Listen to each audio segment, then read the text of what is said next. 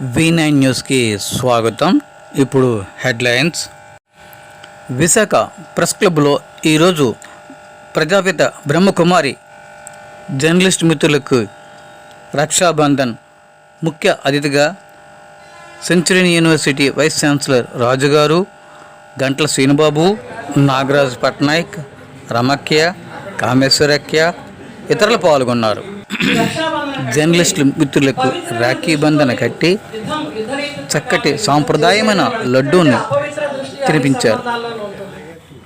అందుకే ఒక్క గర్భం నుంచి జన్మ తీసుకున్నటువంటి పురుషుడు స్త్రీ ఈ యొక్క బంధాల ద్వారా మళ్ళీ మన భారతదేశం పవిత్ర పుణ్య భారతదేశంగా నెలకొంటుంది. విశ్వ చరిత్రలో విశ్వం యొక్క భూగోళంపై మన భారతదేశం సర్వోన్నత కిరీటమానంగా ఉండడానికి గల కారణం ఏంటంటే పవిత్రత. మనతోనే రక్షాబంధన వేడుకలు ప్రారంభించడం జరుగుతుంది. తర్వాత వివిధ సంస్థలు, వివిధ వ్యక్తులు కూడా అందరినీ కలిసి వారు రక్ష కడతారు. ప్రధానంగా అక్కయ్యమ్మ గారు ఇచ్చే ప్రత్యేకంగా ఆ రక్ష కోసం మనం అందరం కూడా ప్రతి ఏటా కూడా ముందు మనకి కూడా ప్రారంభంలో ఫస్ట్ కట్టేది ప్రజాపిత బ్రహ్మకుమారిసే. కాబట్టి వచ్చిన ప్రతి జర్నలిస్టు కూడా రక్షాబంధన్ కట్టించుకొని బ్రహ్మకుమారిస్తూనే అదేవిధంగా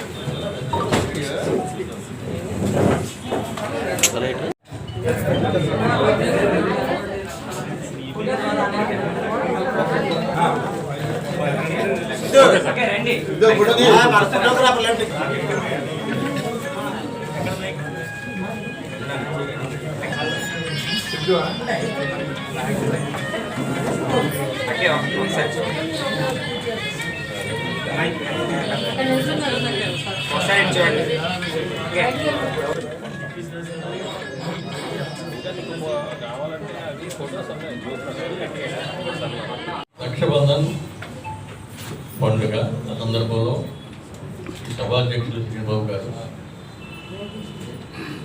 రామకృష్ణ గారు, మీడియా మిత్రులకి అందరికీ నమస్కారం. మనందరం విశాఖపట్నం బ్రహ్మకుమారి ద్వారా మనం కట్టించుకుంటాం అనేది ఒకటి. ఈ రక్షాబంధన్ అనే పండుగ ఈరోజు నిన్న మొదలైన పండుగ కాదు. 326 BC నుంచి స్టార్ట్ అయిన పండుగ. అలెగ్జాండర్ ది గ్రేట్ ఇప్పుడు అప్పటి నుంచి వేరే రూపంలో ఇటువంటి పండుగలు జరుపుకునేవారు.